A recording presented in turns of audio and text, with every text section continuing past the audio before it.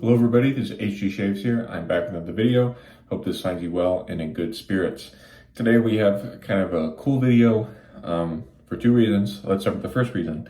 The first reason is a friend of mine online decided to send me a mystery soap, one that he just wanted me to try without knowing what it was, just to kind of see what I thought of it without having any sort of any preconceptions about what the soap might be in terms of brand or style or whatever. And so here's the soap smushed into Captain's Choice bowl here. It's pinkish in texture and it's quite firm. Initially, at the start of the week, I was convinced that this was like a commercial European soap due to the, I don't want to say generic scent, but partially due to the scent and also due to the pink color and due to the firmness, because there aren't many American artisan soaps that are made this firm these days. Then a few days later, he told me, no, it's not actually European. This was after I used a Spike shave stick to see if it was Spike, perhaps graded down. So then he told me, no, it's actually an American soap. And so now I'm kind of back to square one. And my guess at the moment would be that this is some sort of artisan soap from before my time, meaning from like 3, 4, 5, 10 years ago. So we'll talk more about the soap as we go, but that's sort of the premise behind this whole mystery soap thing. And if you stay tuned till the end of the video, when I do my sort of post-shave routine, I'm going to reveal what the soap is. I don't know what it is yet, but he sent me a message, I believe, saying what it is. I haven't looked at the message yet, so this should be fun for the whole family, right? Okay, the razor for today that's very special is the Gillette Hybrid Tech. So if you look at it from this angle, it looks like a Tech. If you look at it from this angle, you say, huh, that's strange. It's got that sort of new looking, new being capital N-E-W. It has that new style head design. So what's going on with this? Well, let me get you a better look at the base plate itself. Just one moment. Almost lost our washer there. That's never good. People always say that happens to them, and I'm like, does it? And it really does. Okay, so if you look at the base plate there, you'll see how it's raised slightly in the middle. And then if you take off this is a sort of a standard Tech looking top cap.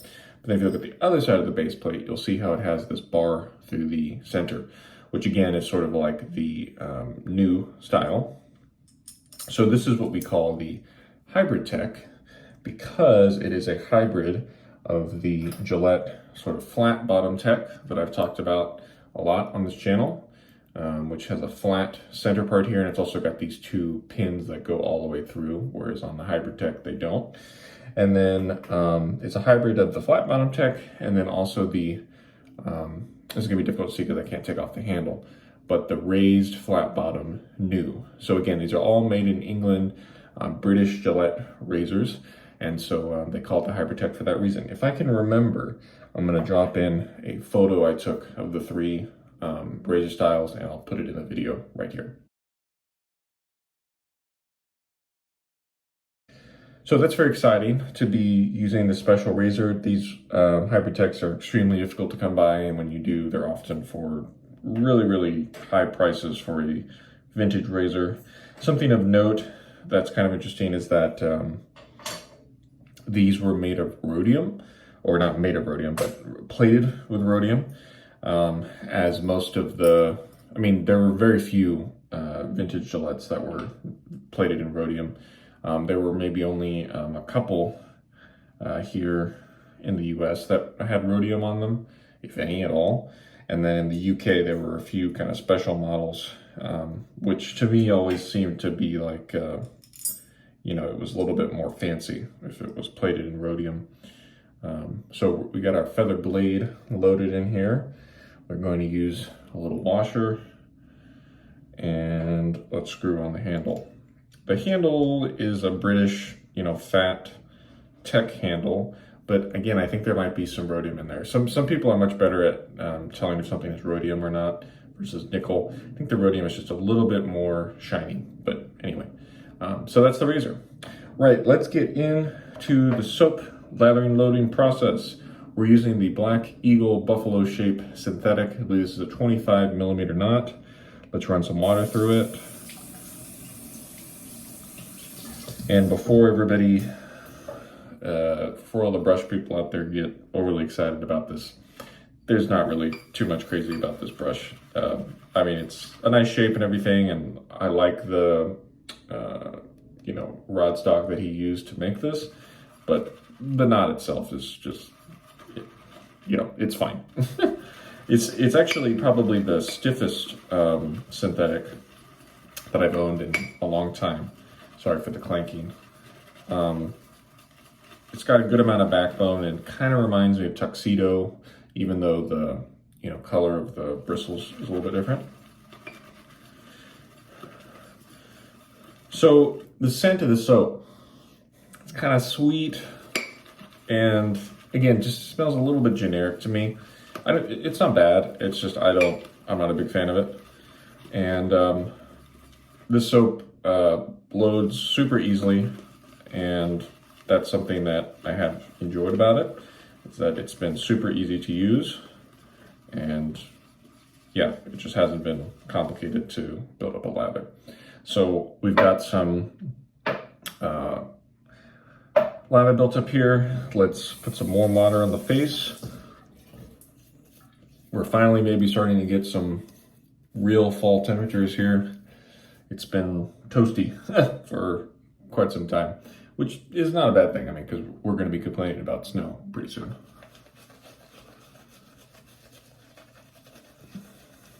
So yeah, this soap, this brush definitely has enough backbone to where you can do this kind of swirling method without applying much pressure, and like it'll hold its own. There are some synthetic knots that I own or have owned, and you can't really do that because it's so floppy. It would just flop over. So if you want stiff backbone, this knot might be nice. He doesn't really make these regularly. Bradley of Black Eagle. I think this was sort of a one-off brush that when I had the opportunity to pick it up, I said, sure, why not? This was sometime last year, I think. And yeah. So it's got a good amount of texture, this soap. It's got a good amount of volume. So if you wanted to shave with it just like this, you could. However, I don't. So just going to keep adding a little bit of water here at a time.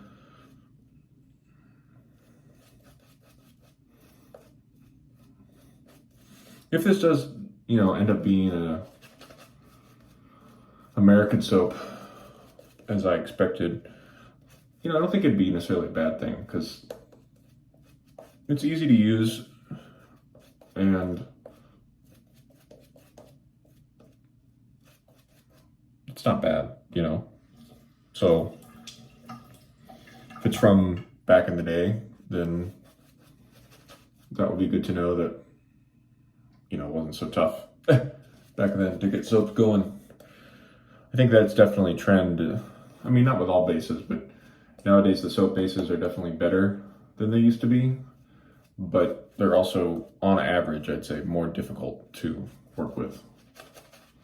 And so I'm always struck by that when I use some older, obviously vintage soaps that are like 4 ingredients. Those are very easy to use, but even just some more simple, modern soaps as well. I'm always struck by how easy they are to work up. So I'm going to keep working my face out of here and bring it back in when I'm about to start the first pass.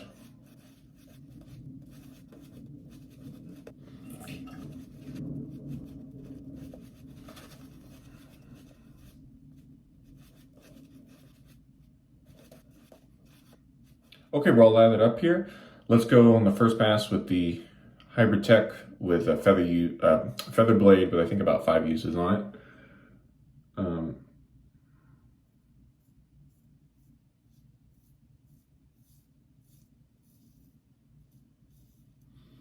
The thing I've always heard about this razor is that it was kind of like the flat bottom Tech, but just a touch more efficient, aggressive, and that has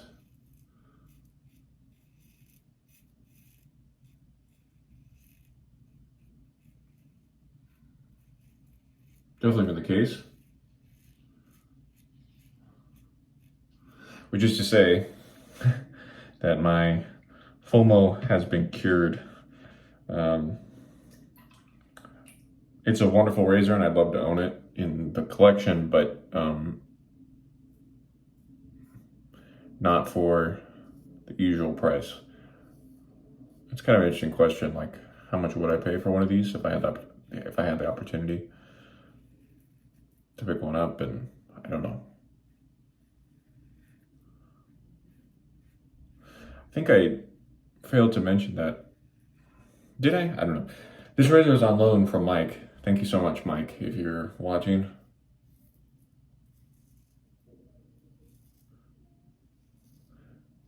If Mike is watching, we might as well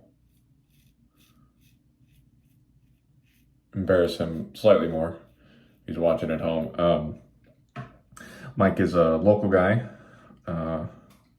and we've gotten to know each other pretty well over the past year or so since we originally met, and it's been good to know you, man.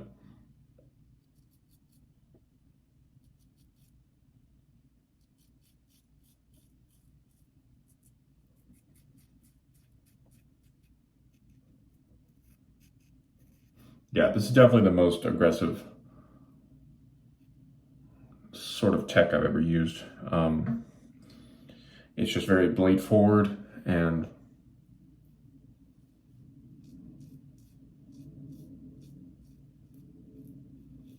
I think by vintage standards, it's definitely a little bit on the aggressive side.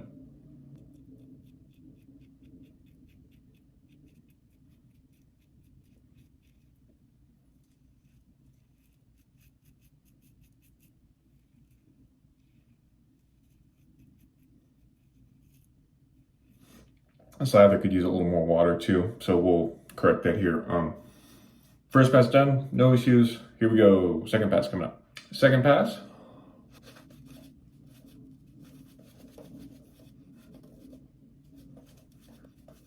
This lather's looking better and a little bit more my style. Sometimes you just need a pass for it to sort of settle down a little bit. Okay, second pass across the grain mostly.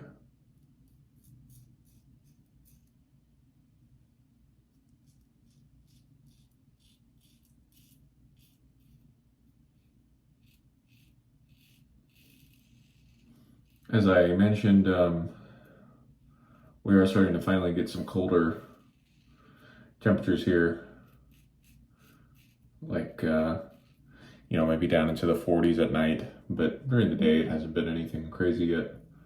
I'm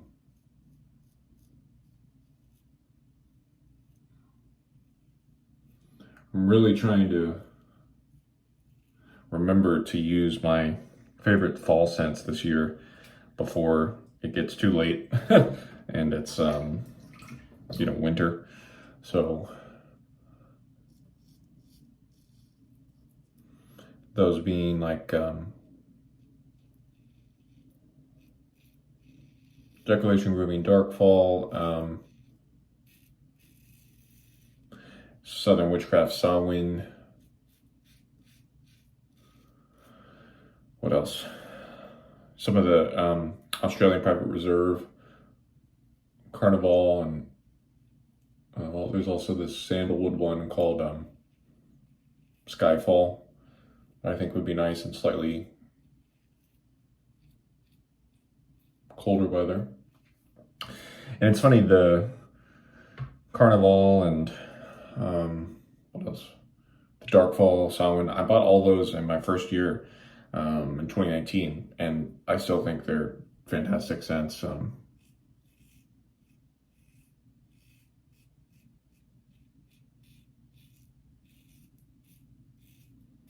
honestly, I think those continue to be very popular scents for those brands, like during the fall months.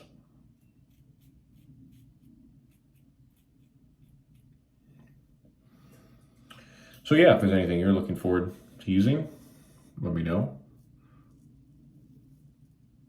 The Lather Talk guys John and Gerard.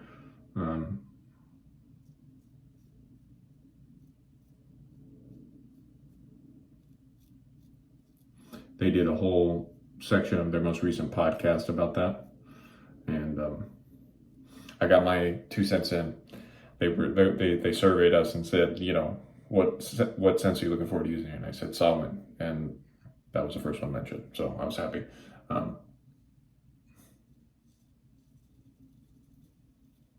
Solomon is really one of my favorite soap scents. Like the way that thing smells in the soap is just like perfect for me.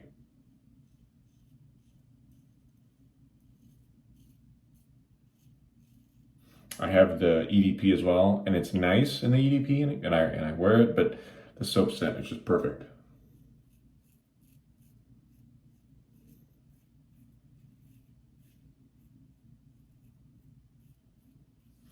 All right, second pass complete. Let's rinse and come back for our final third pass. Third and final pass.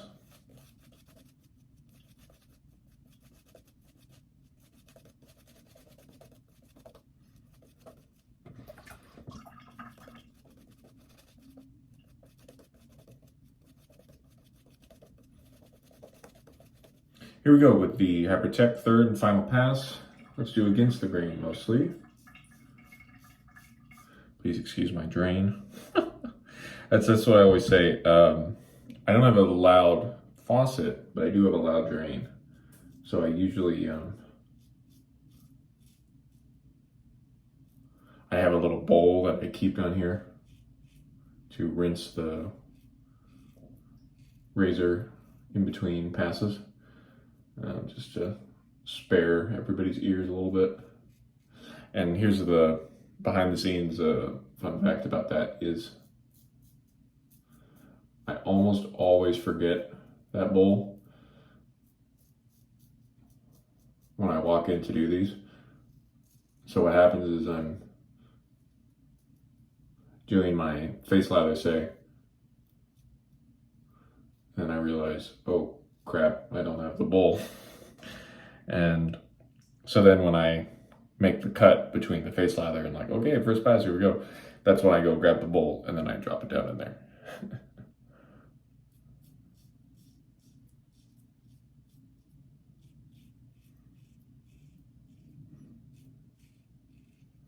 So what else could I say about this soap? When I do my rinses in between passes, it's felt surprisingly nice. I'm not sure what that's about, but just like the rinses have felt pretty clean and a little bit kind of like feeling in a luxurious way. And maybe that's one way that this soap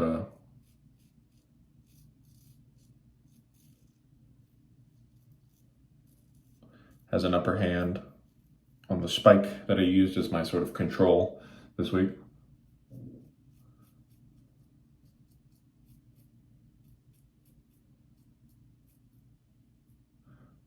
Maybe it's that it rinses a little bit better for some reason.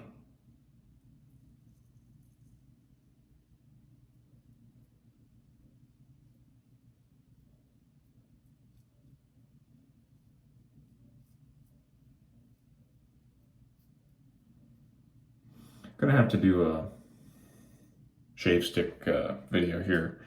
Not too long. It's been a long while since I've done one on camera.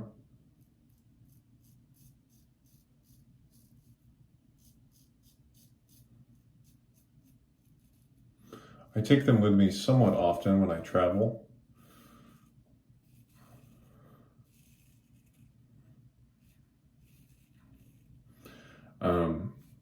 But I don't ever film those shaves, so I'll have to make time to do one while I'm here at home. Just feeling around.